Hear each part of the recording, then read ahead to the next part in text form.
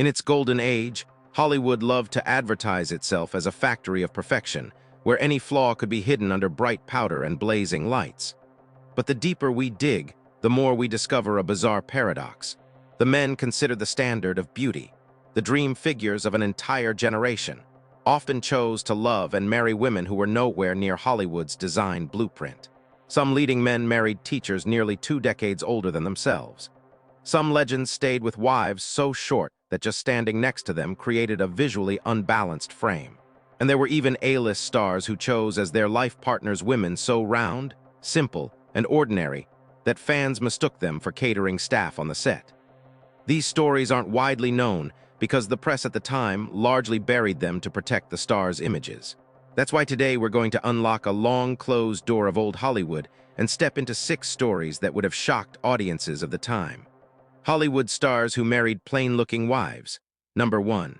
Marlon Brando and Movita Castañeda. The secret marriage between the most handsome star of his era and the woman 7 years older. The moment the story of the secret marriage between Marlon Brando and Movita Castañeda broke in 1962, many readers of the Los Angeles Times were stunned for one simple reason. They could not imagine the sensual symbol of 1950s Hollywood choosing to marry a woman 7 years older than him, whose appearance went completely against the beauty standards of that time. The press called it the clearest off-standard case of post-war Hollywood, a remark that only made people more curious about just how stark the contrast was between these two people who had loved each other in silence for many years. At that time, Marlon Brando possessed what many considered a flawless look. Sharp features, a straight nose, gray-blue eyes, broad shoulders, a lean and toned physique. Director Elliot Kazan once described Brando as an entire generation of youth condensed into a single man. Whenever Brando walked into any room in Hollywood, people practically stopped breathing just to look at him. Movita Castañeda, on the other hand, came from a different world.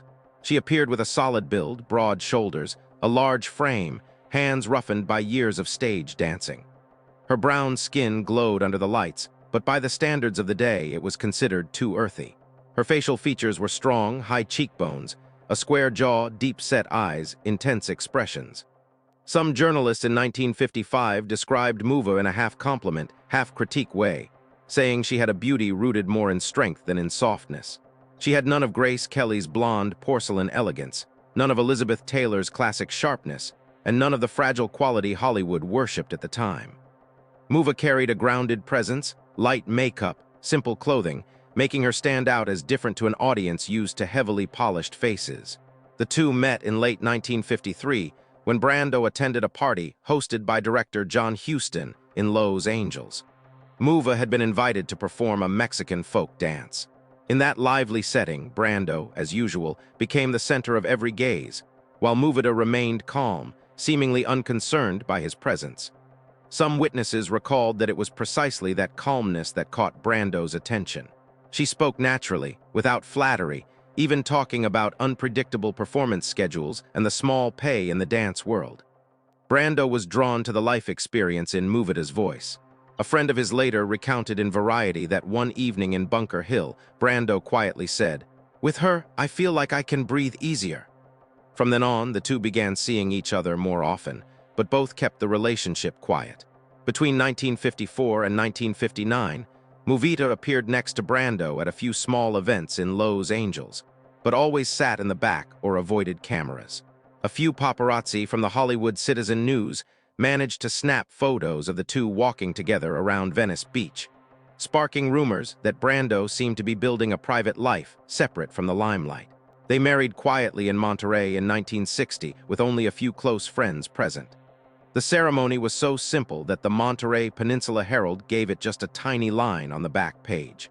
At that time, Brando was still surrounded by rumors about his breakup with Rita Moreno, while Movita quietly slipped out of public view to avoid muddying the narrative. However, married life was far from peaceful. In 1961, Movita became pregnant, but the pregnancy ended in heartbreaking disappointment, casting a heavy shadow over their relationship. Meanwhile, Brando entered the most prominent phase of his career and slowly lost control under a packed shooting schedule. He constantly had to travel between Los Angeles and film locations in Hawaii, Tahiti, and New York. This distance provided fertile ground for all kinds of rumors. By 1962, when Mutiny on the Bounty was shooting in Tahiti, the media began capturing intimate moments between Brando and his young co-star Terita. The Hollywood Reporter published an article in November of that year hinting that Brando might have a new relationship in Tahiti. Movita was then living in Los Angeles, rarely going out and avoiding the press. Amid the roaring rumors, a press conference for the film in Honolulu recorded by CBS unintentionally revealed a detail that caused a stir. Brando sat next to Terita, chatting warmly, while his representative refused to answer questions about his married life. Reporters immediately reached out to Terry for any sign of Movita, and that was when the public learned that the couple had been separated since the summer of 1962. After months of silence, Movita finally completed the separation process. When a reporter asked for the reason, a close friend of hers simply replied, "They live at two different speeds." A short answer, but enough to convey the growing distance between two people who had been quietly connected for nearly a decade. By that point, the story of Brando and Movita had become one of the most remarkable chapters in the private lives of Golden Age Hollywood stars. In that context, there was another case that stirred even more debate, where the next man chose to marry a woman almost 20 years older than himself. Number 2, Dan Blocker and Dolphia Parker, the Bonanza giant and the small woman behind the TV lights. Among the couples who fascinated American TV audiences the most in the 1960s, Dan Blocker and Dia Parker consistently ranked near the top, not because of scandals, but because of their physical contrast, so pronounced that many people thought they were uncle and niece rather than husband and wife. Dan Blocker, standing close to 2 meters tall with a giant build like a walking fortress, was famous on the small screen, thanks to his role as Hose Cartwright in Bonanza. Small eyes, a gentle smile, broad shoulders, and a sturdy frame made him look like a character straight out of a Western folk tale. Just standing in frame, Blocker made everything and everyone around him seem smaller. Meanwhile, his wife, Dolphy Lee Parker, had a completely different appearance. She was short with a petite figure, a softly rounded face with gentle features, and wavy hair usually tied neatly at the back. Dia looked more like a library student or small-town school teacher than the wife of one of the most powerful TV stars in America. What few know is that Dan and Dolphia met when they were both students at Hardin-Simmons University in Texas. Back when Dan had not yet become the giant hose, but was just a big, somewhat awkward guy passionate about theater yet full of worries about his future. Dolphia, with her calmness and natural discipline, was the one who made Dan feel that his life had finally found an anchor. When they married in 1952, friends joked, "Dia helped Dan fit back into the world." What they meant was that from the day they wed, Dan stopped drifting. He became more responsible, focused, and driven, especially after the couple welcomed twins in 1957, followed by 2 more children in the years after. Family life became the foundation that allowed Dan to throw himself wholeheartedly into acting. When Bonanza became a nationwide hit, the press started paying attention to Dan's private life. Audiences were surprised to see him always walking beside a small, plainly dressed woman. No heavy makeup, no ostentation, the exact opposite of the starwife image usually seen on magazine covers. Some pieces at the time described the visual mismatch of the couple with a tone both curious and incredulous. But what Hollywood respected most wasn't their appearance. It was the absolute privacy of the Blocker family. Dia Parker never exploited her husband's fame, never appeared on talk shows, never stepped into press conferences. People on set said Dan always rushed home after filming, and Dolphia was the one who managed everything: finances, schedules, and the upbringing of their 4 children. There were no scandals, no rumors of separation, only the heavy pressure of work that left Dan exhausted.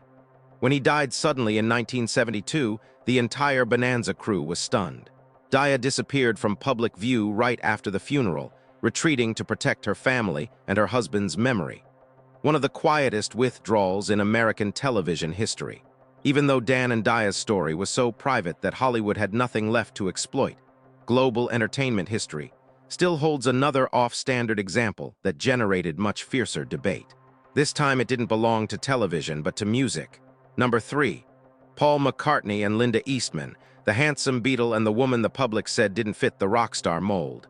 Among the marriages that sparked the most debate in the 1970s, Paul McCartney's union with Linda Eastman definitely ranks near the top. The controversy didn't stem from scandal, but from Linda's looks. At that time, Paul was considered the most handsome member of the Beatles. Young, romantic, with long, lively hair, bright eyes, a sweet smile, and a presence that made millions of female fans swoon. He was the perfect symbol of the rock and roll era. Linda Eastman, standing beside him, was completely different. She wasn't an actress, wasn't a model, wasn't a typical Beatles-style muse. Linda was a photographer with a free-spirited air, rarely wore heavy makeup, had naturally loose blonde hair, a kind but not sharply defined face, a slightly crooked smile, and an average build. So ordinary that many fans thought she was part of the stage crew. When Paul made their relationship public, the wave of backlash from Beatles fans was so intense that many sent letters criticizing Linda as unworthy, too ordinary, and not a good match for the most handsome Beatle. But it was exactly those ordinary qualities that made Paul choose Linda. They met in London in 1967 when Linda came to photograph the band. Paul was impressed not by her beauty, but by the way she spoke, direct, unflattering, and unimpressed by the Beatles' fame. Linda liked shooting candid, real moments, and Paul was craving something real in a world that was growing increasingly noisy. They married in 1969 in a ceremony so controversial that the British press called it the most un-rockstar wedding of the decade. Linda quickly became a target for a segment of extreme fans, but Paul always stood up for his wife, refusing to let her face the pressure alone. Of course, their marriage wasn't without storms. Linda was criticized for joining the band Wings. Many said she sang poorly and lacked artistic talent. But Paul wanted his wife beside him because he once said, "She helps me stay Paul, not just a Beatle." They had 4 children and stayed together until Linda passed away in 1998 due to illness, leaving Paul with a huge void. Later, McCartney often said Linda was the only one who saw me as a person, not a legend. Their marriage made the public realize that even the most handsome Beatle wasn't searching for perfection. He was searching for peace. But that was only the beginning. As we continue to trace the unconventional marriages of classic Hollywood, we inevitably encounter one of the most startling cases. A legend widely seen as the most charming man on screen once chose to marry a woman nearly 20 years older than himself. Number 4. Clark Gable and Josephine Dillon. The marriage Hollywood called teacher and pupil, revealing an unexpected secret. As soon as Clark Gable rose to A-list status in the early 1930s, the Los Angeles Examiner dropped an informational bomb that shocked the public. The handsome star of Gone with the Wind had once married a woman nearly 2 decades older than himself. What stunned people wasn't just the age gap, but also their visual contrast. So extreme that some journalists said they looked like they came from 2 worlds that could never intersect. At 23, Clark Gable was the image of a poor young man with rare features. A straight nose, deep-set eyes, high cheekbones, a lean, muscular body despite worn clothes. Yet his aura at that time was still rough and unpolished. His shoulders slouched, his voice was high, and his laughter awkward. There was no sign yet of the commanding presence that would later earn him the title the King of Hollywood. Josephine Dillon at 40 stood on the opposite end of the spectrum. She had a slim but somewhat gaunt frame, a long neck with visible tendons, and a narrow face with numerous lines etched under stage lights. Her eyes were deep but sharp, giving a stern impression. She did not have the kind of face that made crowds turn back for a second look. The press described her with phrases more suited to the theater than the screen. School mistress-like, a seasoned face, beautiful in a disciplined way. They met in 1923 in Portland, where Josephine was teaching acting, and Gable was just a poor young man doing odd jobs at the theater. Josephine saw in Gable what directors called a raw spark, an unpolished beauty and instinctive magnetism that needed a skilled hand to bring out. She invited him to her studio to train his voice, correct his posture, and learn to act. From the earliest lessons, Josephine gradually became the person who shaped Gable's entire physical presence. She made him practice lifting his chest, opening his shoulders, and standing straight for hours. She lowered his voice by having him read Shakespeare while sitting perfectly upright. She chipped in to buy him his first tailored suit and chose a hairstyle that hid his narrow forehead. At one point, Josephine even took him to a dentist to fix his teeth and improve his smile. According to a mutual friend quoted in the Oregonian in a 1945 interview, the more Gable transformed, the more effort Josephine invested. Their relationship crossed the teacher-student line around late 1923, when Gable moved into Josephine's small apartment on Clay Street. They shared meals, rehearsal schedules, and the ambitions Gable had never dared to say out loud. In December 1924, they quietly married in Los Angeles. The ceremony was so modest that there wasn't even a single official photo. The age and appearance gap fueled public gossip. The Los Angeles Herald ran a brief but mocking piece. A couple many would mistake for mother and son at a casting call. Their marriage then resembled a professional collaboration more than a romantic life. Josephine continued to manage Gable like an artistic project. She read contracts for him, negotiated with theaters, contacted directors, and adjusted his wardrobe. During this period, Gable began to draw the attention of producers in California, especially after he moved from Portland to Hollywood in 1925. However, as Gable started attending MGM parties, rumors became inevitable. Many young actresses approached him openly, widening the gap between Gable and Josephine. A feature in Photoplay in 1929 once posed the question, can a seasoned woman keep a man who's climbing towards stardom? The public at the time saw this as a sign of the cracks forming. By late 1928, Gable was no longer hiding his desire to escape the pupil role in his own marriage. Josephine, meanwhile, still believed they would succeed together. She once told friends, "I taught him how to be a man on stage," a statement filled with pride and sadness. In 1930, they officially divorced. There were no children, no major disputes. The stated reason in the papers was differences in lifestyle, but everyone understood that Gable had stepped into a new world Josephine could no longer follow. When Gable became a global star after it happened one night and later Gone with the Wind, the press revisited his first marriage. It was then that they realized Josephine was the one who had created much of Gable's Hollywood stance. Theater critic Kay Warren called her the forgotten flower in the making of a monument. That story opened a completely different perspective on the mismatched relationships of early Hollywood. And right after Gable, the press moved on to another marriage, no less dramatic and full of conflict. Number 5, Humphrey Bogart and Mayo Method, a turbulent marriage with Portland's most controversial woman. At the end of the 1930s, Hollywood was abuzz when the Los Angeles Daily News ran a front-page headline that made readers almost freeze in place. Humphrey Bogart marries the woman the Portland stage world calls the flame that cannot be put out. At that time, Bogart was entering the radar of Warner Brothers with the image of a rugged gentleman, while Mayo Method was famous in the exact opposite way, sharp-edged, unpredictable, and surrounded by the kind of stories the press loved to dig into. When they met in 1936, Bogart's appearance had already settled into the New York gentleman style. An angular face, straight nose, piercing eyes, broad forehead, and thick, dark eyebrows gave his gaze a blend of coldness and allure. He wasn't handsome in a showy way, but he had a presence that made people feel this was a seasoned man who knew exactly what he wanted.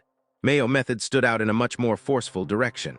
She had a solid build, broad shoulders, and strong arms like someone long accustomed to working on stage. Her face had a thick jawline, sharp eyes that always seemed tinged with restlessness. Her curly hair was often naturally messy, making her look as if she just stepped out of the backstage of an overlooked theater. The Portland stage world called her by a nickname that blended respect with caution, Mayo the Volcano, because of her intense, straightforward personality and tendency to flare up with emotion. In a commentary published in the Oregonian in 1935, a theater critic described her like this: Mayo does not have a soft, gentle charm, but she has enough energy to fill an entire stage.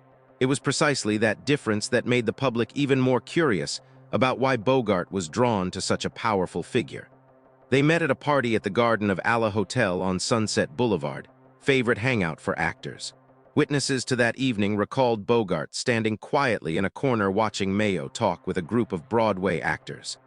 Amid the loud laughter, Mayo became the center of attention without even trying.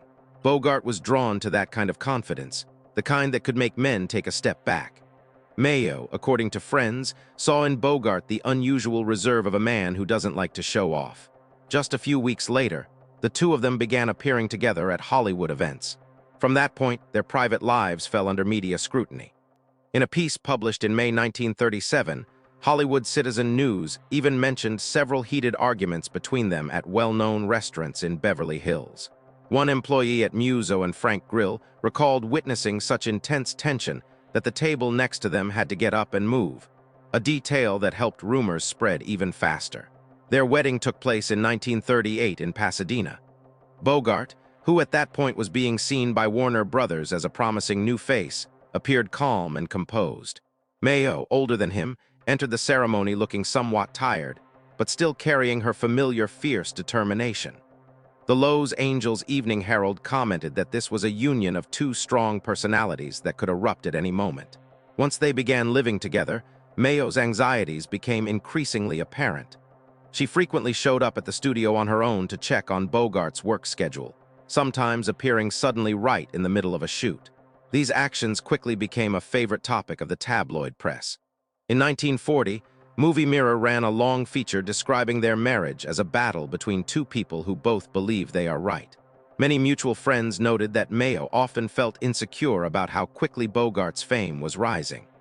As Bogart began taking on weightier roles under director John Huston, rumors about his closeness to younger actresses appeared constantly. People said Mayo once confronted him right at the Warner Brothers gate just to ask about a photo taken with a female co-star. The incident spread widely because many studio employees witnessed it. Their marriage was childless, a fact that led many acquaintances to believe it only added to the heaviness of their life together. When Bogart signed on to play Rick Blaine in Casablanca in 1942, his career turned a new page. Networks such as NBC constantly reported on the film, and with that came intense attention to his private life. While the movie made waves, rumors about his closeness with Ingrid Bergman became fuel for public speculation, even though both avoided commenting. By 1944, everything had reached the breaking point. The pair finalized their divorce at the Los Angeles court. A Los Angeles Times reporter present that day wrote that they walked out of the courtroom like two people who had been tired of the same story for far too long.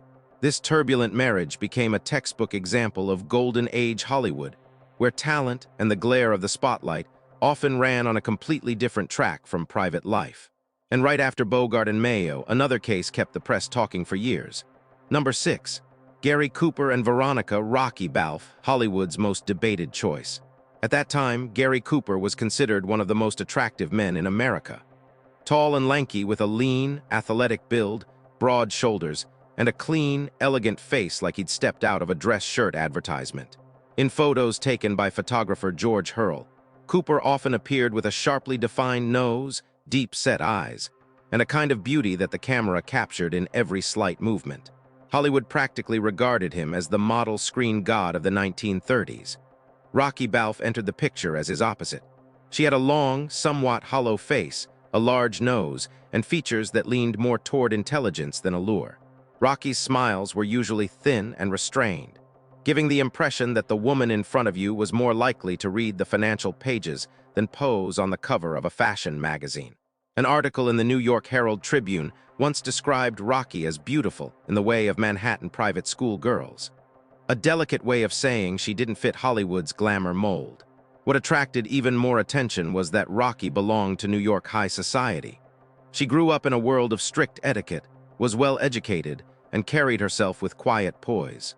Cooper, on the other hand, was a man from western Montana who loved horseback riding, hunting, and dressing simply. The two worlds seemed unrelated, but that contrast made their relationship especially fascinating to the media. According to archives from the New York Public Library, they met for the first time in late 1932 at a party hosted by Rocky's relatives on Park Avenue. Cooper had already become famous after A Farewell to Arms, while Rocky hardly watched Hollywood films. Her indifference piqued his curiosity.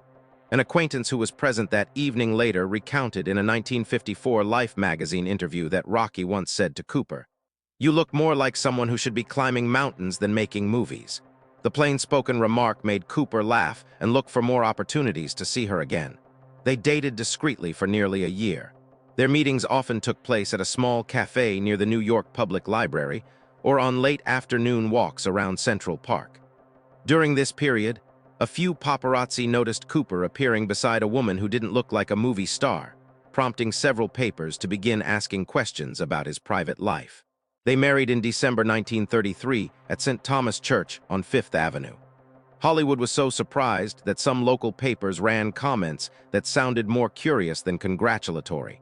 The Hollywood Reporter wrote, "Cooper chooses a woman who does not chase the spotlight. This is the most unpredictable choice of the year. However, their marriage was not as peaceful as it appeared. Cooper's fame soon grew beyond control.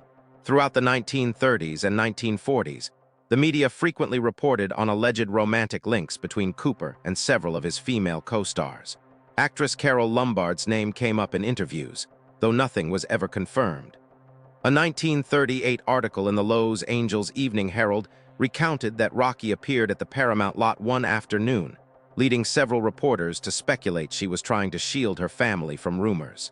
When their daughter Maria Cooper was born in 1937, the couple gained another anchor in their lives. Even so, the gap between their lifestyles persisted. Cooper continued taking week-long hunting trips in Sun Valley, Idaho, while Rocky rarely left New York, preferring to devote her time to social events and charity fundraisers. Their two-speed life gave the media plenty of material to discuss. What stood out was that Rocky almost never spoke out. She always maintained a discreet, well-mannered demeanor.